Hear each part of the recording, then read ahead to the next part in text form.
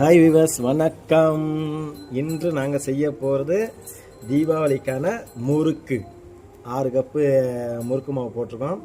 தேவையான அளவு உப்பும் போட்டு கையில் ஒட்டாமல் இருக்க எண்ணெய்லாம் தடவிட்டு வெந்நீர் போட்டு நாங்கள் நல்லா பிசைஞ்சு நல்லா போட்டு அதை நல்லா ஊற வைக்கணும். ஹாய் சொல்லுங்கள். நல்ல மழை பெஞ்சிக்கிட்டு இருக்கு. இந்த நேரத்தில் நாங்கள் முறுக்கு சுட எல்லாம் ரெடி பண்ணிக்கிட்டு இருக்கோம். அடுப்பு இப்போ தான் பற்ற வச்சு லைட்டாக எரிய ஆரம்பிக்குது. மழைக்கு முன்னாடியே மாடெல்லாம் கட்டி வைக்கலி போட்டோம். மழை பாருங்கள் எப்படி பெய்யுதுன்னு பாருங்கள். முறுக்கு மாவு நல்லா பிசைஞ்சு நல்லா ஊற வச்சுருக்கோம்.